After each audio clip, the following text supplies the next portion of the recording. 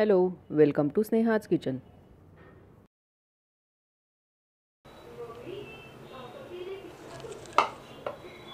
आज मी तुम्हाला शिल्लक राहिलेल्या इडलीचं काय करायचं ते इथे बनवून दाखवणार आहे.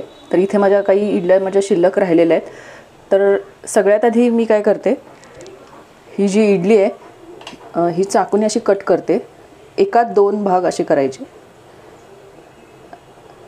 किंवा 4 करा तुम्हाला हवं तसं. तर मी इथे एकात 2 असे कट करून घेते.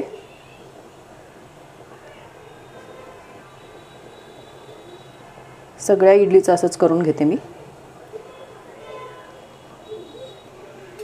तर इथे असे एकात 2 इडलीचे कट करून घेतलेले आहेत मी. तर आता आपल्याला हे फ्राय करायचे आहेत. तर ह्या डीप फ्राय नाही करणार आहे मी, तर शॅलो फ्राय करणार आहे.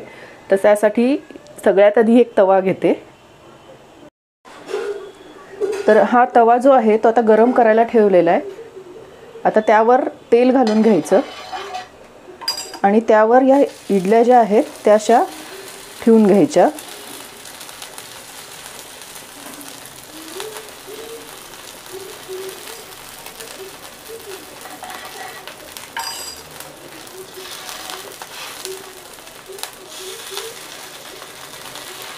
सगळ्या ज्या कट केलेल्या इडल्या आहेत त्या मी ठेवून घेते. आता ह्या इडल्या ज्या आहेत त्या एक साईडने चांगल्या फ्राय करून घ्यायच्या आणि नंतर मग दुसऱ्या साईडने पण करायच्या. वरती पण मी थोडंसं तेल लावते म्हणजे आपल्याला दुसऱ्या साईडला परत खाली तेल घालण्याची गरज पडणार नाही.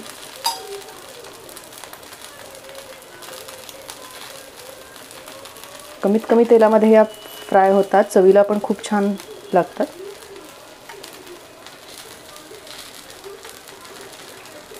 अशा प्रकारे वरच्या बाजूने मी सगळ्या इडलीला तेल लावून घेतलेलं आहे.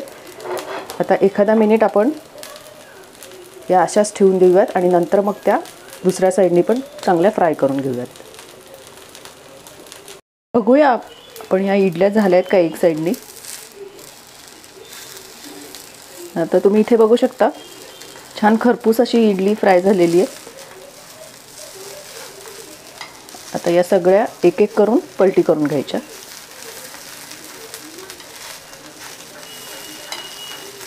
जेवढी जास्त तुम्ही खरपूस कराल तेवढी ती जास्त चांगली लागते.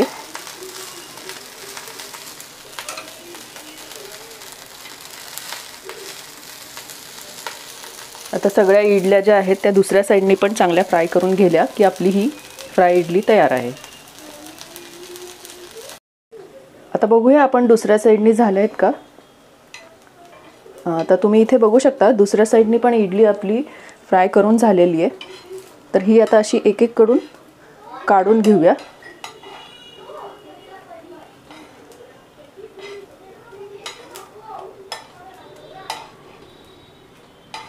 आता या सगळ्या मी आता काढून घेते आणि नंतर यावर काय काय घालणार आहे ते तुम्हाला दाखवते.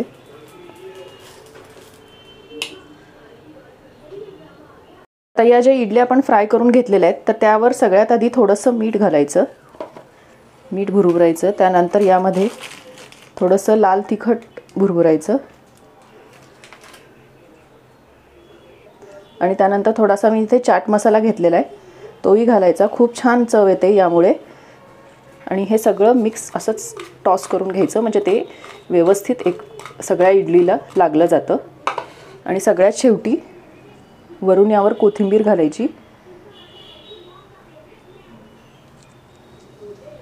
आणि ही इडली तुम्ही अशीच खाऊ शकता.